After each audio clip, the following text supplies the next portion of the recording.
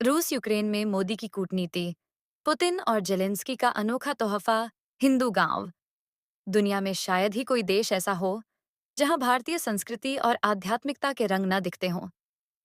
इसी कड़ी में रूस और यूक्रेन की ओर से एक मजेदार और काल्पनिक पहल देखने को मिली।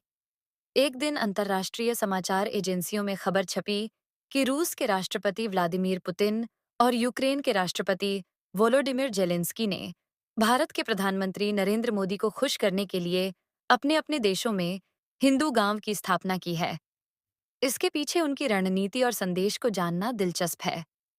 गांवों की स्थापना का उद्देश्य दुनिया भर में अपनी तटस्थ नीति और कूटनीति के लिए मशहूर नरेंद्र मोदी के रूस यूक्रेन संघर्ष में मध्यस्थता की भूमिका पर काफी चर्चा हुई है।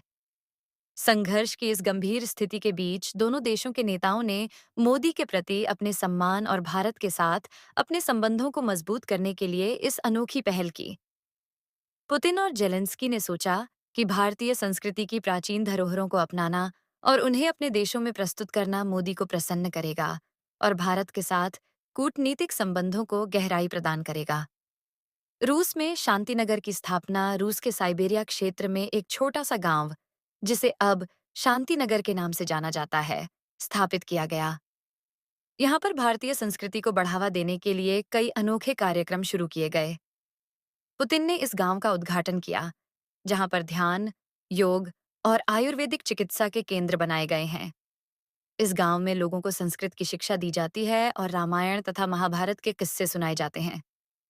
इसके अलावा यहाँ भारतीय शाकाहारी भोजन का विशेष ध्यान रखा गया है। इस गांव में एक बहुत ही सुंदर शिव मंदिर भी स्थापित किया गया है, जहां हर रोज श्रद्धालु पूजा अर्चना करते हैं। यूक्रेन में अहिंसा ग्राम की अनूठी पहल दूसरी ओर, यूक्रेन में अहिंसा ग्राम की स्थापना की गई, जिसका उद्घाटन स्वयं राष्ट्रपति जेलेंस्की ने किया। इस गांव का नाम महात्मा गांधी के सिद्धांतों को ध्यान में रखते हुए रखा गया है। यहाँ पर सभी निवासी प्रतिदिन भगवत गीता का पाठ करते हैं और महात्मा गांधी के अहिंसा के संदेश को अपनी दिनचर्या का हिस्सा बनाते हैं। इस गांव में विशेष रूप से ध्यान, प्राणायाम और योग के लिए सुविधाएं हैं, जो लोगों को भारतीय अध्यात्म से जोड़ती हैं। इसके अलावा यहाँ पर एक पुस्तकालय भी है, जहाँ भारतीय वेदों, उपनिषदों और प्राचीन ग्रंथों का संग्रह किया गया है। इस गांव में प्रतिदिन सत्संग और भजन कीर्तन का आयोजन भी होता है, जिसमें स्थानीय लोग बड़ी श्रद्धा से भाग लेते हैं। भारतीयता के प्रतीक, हिंदू गांव। इन दोनों गांवों के निर्माण से यह स्पष्ट होता है कि भारतीय संस्कृति का प्रभाव कितना व्यापक और गहरा है। पुतिन और जेलेंस्की ने इस कदम को भारत के साथ सांस्कृतिक और राजनयिक संबंधों को और अधिक प्रगाढ़ बनाने के लिए उठाया। इसके माध्यम से उन्होंने यह संदेश दिया कि भारत की शांति और सद्भावना की नीति को अपनाना उनके लिए प्रेरणा का स्रोत है। मोदी का वैश्विक प्रभाव। भारत के प्रधानमंत्री नरेंद्र मोदी की कूटनीति और वैश्विक मंच पर उनकी सशक्त उपस्थिति के चलते भारत को आज एक नई पहचान मिली है। मोदी की विदेश नीति की मुख्य धारा में शांति, संतुलन और परस्पर सहयोग का संदेश है, जिसे रूस और यूक्रेन जैसे देश भी स्वीकार कर रहे हैं। हालांकि दोनों देशों के बीच संघर्ष अभी भी जारी है, परंतु भारतीय संस्कृति और मोदी की छवि ने इन दो शत्रु देशों में एक नया दृष्टिकोण लाने का कार्य किया है। सांस्कृतिक आदान प्रदान की पहल। रूस और यूक्रेन के इन हिंदू गांवों में हर साल एक विशेष उत्सव का आयोजन भी होता है, जिसे भारत महोत्सव का नाम दिया गया है। इस महोत्सव के दौरान भारत के विभिन्न हिस्सों से कलाकार और योगाचार्य आमंत्रित किए जाते हैं, जो वहां भारतीय संस्कृति का प्रदर्शन करते हैं। नृत्य, संगीत, कला और खान पान के माध्यम से भारतीय संस्कृति के अलग अलग रंगों को वहां प्रदर्शित किया जाता है। इस महोत्सव में बड़ी संख्या में रूस और यूक्रेन के लोग भाग लेते हैं और भारतीय संस्कृति को और गहराई से समझने का प्रयास करते हैं।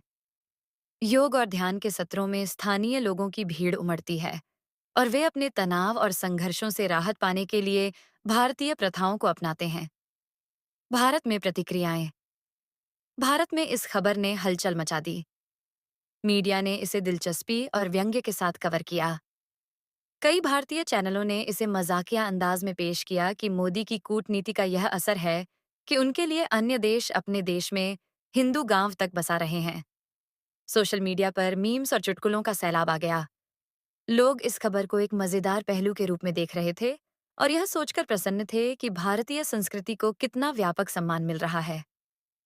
निष्कर्ष। हालांकि यह पूरा परिदृश्य काल्पनिक है, फिर भी इस काल्पनिक कथा से यह संदेश निकलता है कि भारतीय संस्कृति और उसके मूल्य आज भी कितने प्रासंगिक और आकर्षक हैं। यह कहानी एक हल्की फुल्की कोशिश है, ये बताने की कि भारत की संस्कृति, शांति का संदेश और मोदी की कूटनीतिक शैली ने अंतर्राष्ट्रीय मंच पर एक विशेष स्थान प्राप्त किया है। भारत की संस्कृति और शांति के सिद्धांतों का प्रचार प्रसार ही इस कथा का मूल उद्देश्य है। चाहे पुतिन और जेलेंस्की वास्तव में हिंदू गांव स्थापित करें या नहीं, भारतीयता का प्रभाव हमेशा लोगों के दिलों में अपनी जगह बनाए रखेगा।